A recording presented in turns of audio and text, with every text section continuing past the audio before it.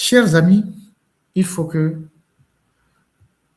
vous vous concentrez sur la lutte. Vous êtes de grandes personnes, vous êtes d'un certain âge. Ce n'est pas nous qui allons venir vous appeler un à un pour vous dire arrêtez ça, arrêtez ça, arrêtez ça. Si vous estimez qu'il y a des gens avec qui vous ne pouvez pas travailler juste parce que vous n'avez pas les mêmes objectifs, continuez votre chemin. Ne perdez pas le temps sur ces personnes-là. Si vous estimez qu'il y a des gens qui ne sont pas clairs avec vous, continuez votre chemin. Parce que nous sommes dans un combat mortel. Nous sommes dans un combat mortel. C'est un engagement à vie. Donc, on peut trouver la mort dedans. Donc, dans cette disposition-là, il ne faut pas blaguer avec qui que ce soit. Il ne faut pas s'amuser avec qui que ce soit. On est dans un combat mortel. La dictature ne nous fera pas cadeau. Force ne nous fera pas cadeau. Je vous assure que chaque jour que Force se lève, c'est comment faire pour neutraliser tout ce qui le dérange. Et ce qui le dérange aujourd'hui, c'est ceux qui sont dans la diaspora.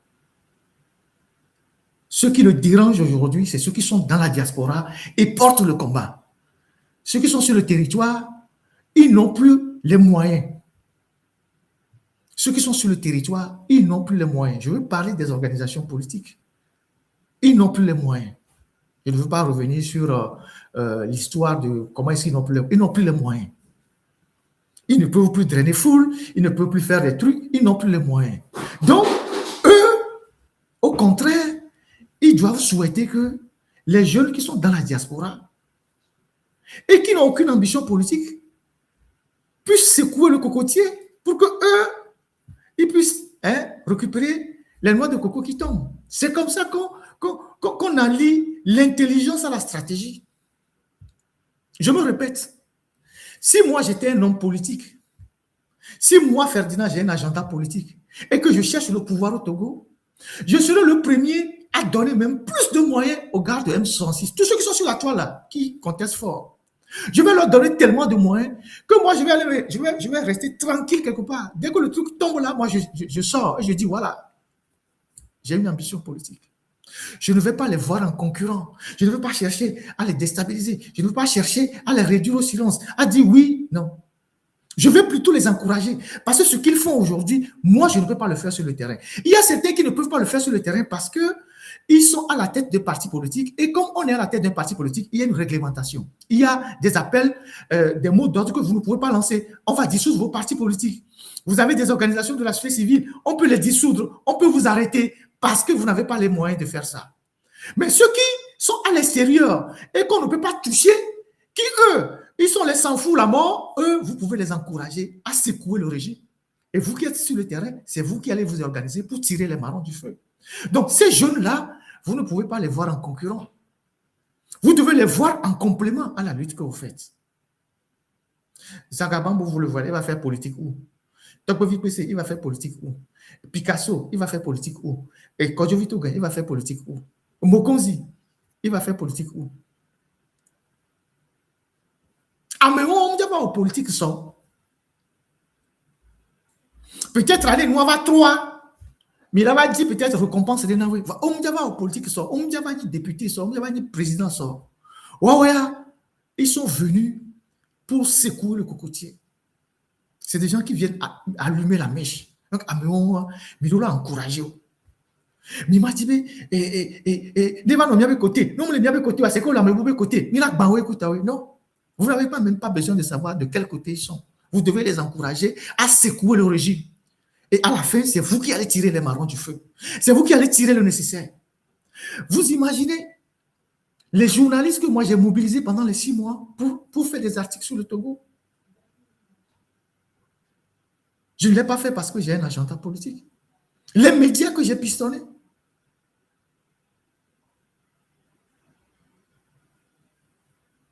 C'est ma contribution.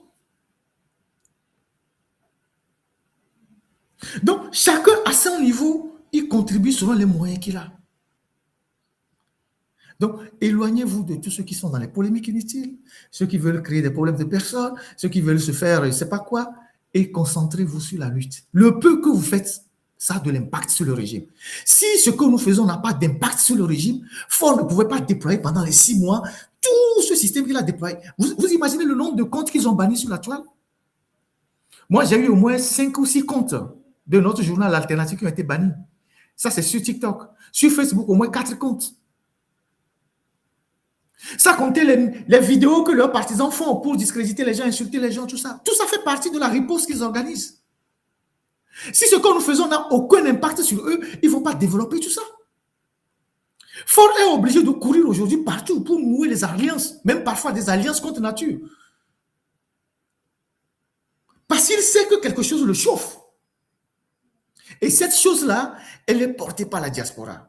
Donc moi, je voulais inviter nos grands frères qui sont dans la diaspora, nos doyens qui de temps en temps consultent et conseillent nos jeunes, les aident, nos doyens qui sont sur la toile, les Tino, les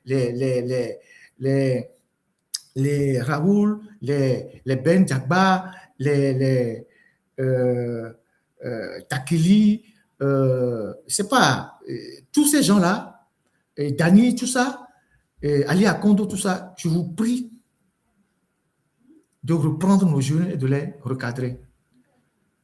Vous êtes les grands frères qui les conseillent, de les recadrer pour que la lutte soit réorganisée en 2026. Le harcèlement permanent du dictateur amène le dictateur à commettre les faux pas. Le harcèlement permanent du dictateur amène le dictateur à commettre des choses qui vont le faire perdre le pouvoir. Et donc, il ne faut pas baisser le bras. Donc, les lives que vous faites, il faut les recentrer sur le combat.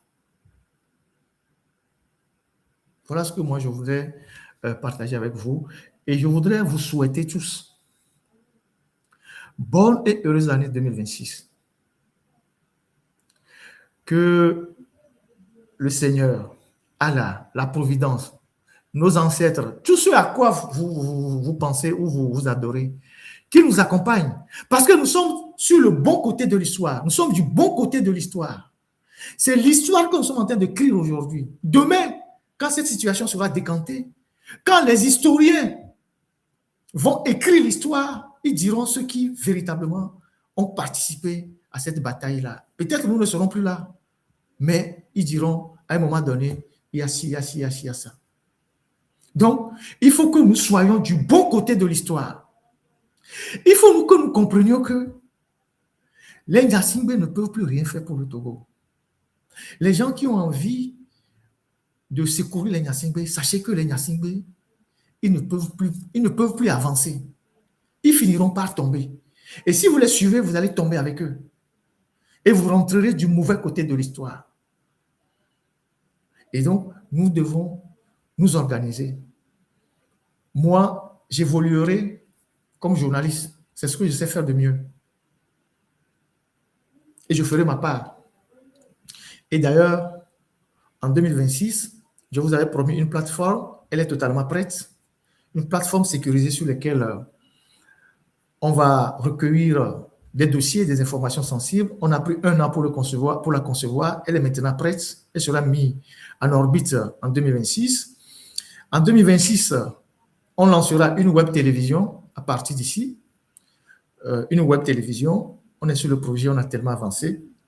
On va lancer une web télévision et peut-être on ne sera plus trop sur les réseaux sociaux pour les lives, mais on va avoir une télévision, web télévision carrément, et en plus du site internet.